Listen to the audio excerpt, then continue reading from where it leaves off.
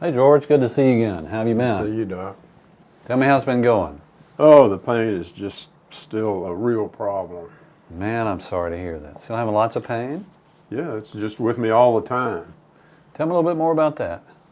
Well, when I get up, it's like somebody's been beating on my back with a hammer. It takes me 5 minutes just to get out of bed. It's a little better once I start walking, but the pills I'm taking are just not doing what they used to do. So it seems to be getting worse instead of better. Yes. Wow. Well, you remember we used this pain scale before. Tell me where your pain, the average pain level over the past week for you. If 0 is no pain at all and 10 is the worst pain you've ever had. Well, I'd have to say it's around 8.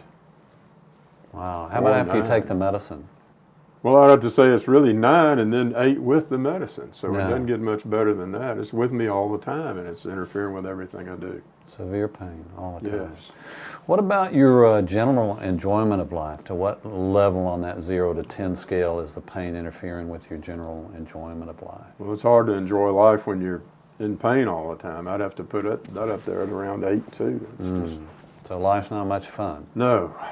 Wow, I'm sorry to hear that. What about your activity level? You remember one of the things we want to do with this medicine is try to get you more active doing the things you want to do. On a scale of 0 to 10, how much is the pain interfering with your general activity level? It's interfering a great deal. I'd say about, I guess, maybe a 7 or 8 because it just hurts to do anything.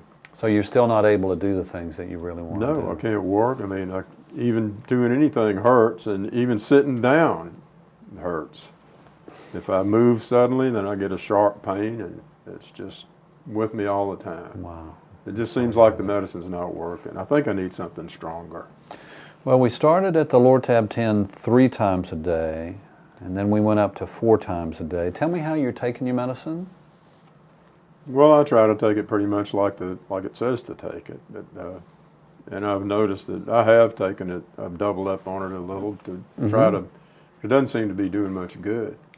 Even when you double up? Right. Tell me what happens. Yeah. Well, it may increase the pain relief a little, but it also makes me feel kind of drowsy and woozy, and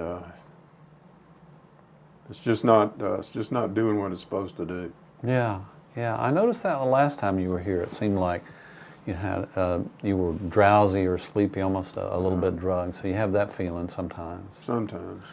Tell me what else you've tried to decrease your pain. I know last time we talked about trying to increase your exercise, maybe walking more, and I wrote you a prescription for some physical therapy. Well, have you done any PT? Well, I tried the walking, and I checked out the PT, but to me it was like, I can't do this stuff. Working out and things like that, I can't do that with the pain I'm in, and the walking doesn't seem to help much either. Sometimes a little bit of movement will help. I can stretch. Yeah. But as far as any significant walking, it's too painful. Yeah. So activity of any kind seems to make things worse. Yeah. Well, I had something I needed to ask you about, George. I got a letter from your insurance company, and they said that you've been getting Lortab from 2 other doctors besides me, which is something we agreed on your original visit that you wouldn't do. What can you tell me about that? That's got to be a mistake. Somebody just made a clerical error or something, because that didn't happen. Well, I checked the prescription monitoring program as well, and they also show that George Dotson, with a birth date of 4/17/51, has gotten Lortab from somebody 3 different just got doctors. my information then. That's got to be what happened, because I didn't do that. You didn't go to any other No. doctors? Somebody just got my information from someplace. Well, I'm concerned, and I hear that you're dealing with a lot of pain. I'm concerned that the numbers that we've had when we started about your pain and your activity, we haven't really budged those at all. And then some other things you called in the middle of the month this time, that your prescription had been stolen. We really don't like to refill after that, and so you got extra pills this month. I just think I need something stronger. This stuff's just not working like it used to. So your feeling is maybe more medicine would help. Yes, yeah, I think so. Well, I guess I have to say I feel like maybe the opposite is true, that maybe we're doing more harm than good with the medicine. When we first talked, we talked about the fact that, you know, these are dangerous medicines. So sometimes you get more pain, you take more medicine, and then suddenly you go to sleep and you don't wake up. And I really don't want that to happen with you. Well, then there's some other kind of medicine that's not quite like that, something that'll work. I mean, I'm kind of at the end of my rope here. Yeah. Well, there are some other options, and I want to talk through them with you today. I guess one of my first concerns is whether the pills have become a part of the problem. Sometimes people, you know, they get pain, they take a pill, they take another pill, and then suddenly that takes on a life of its own, and their life begins to revolve around the pills, and it gets chaotic, and they're getting side effects, and scary things happen.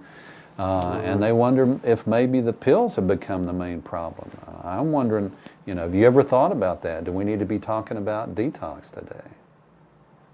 Detox? No, I don't think so. I don't think so. I think I just need something stronger.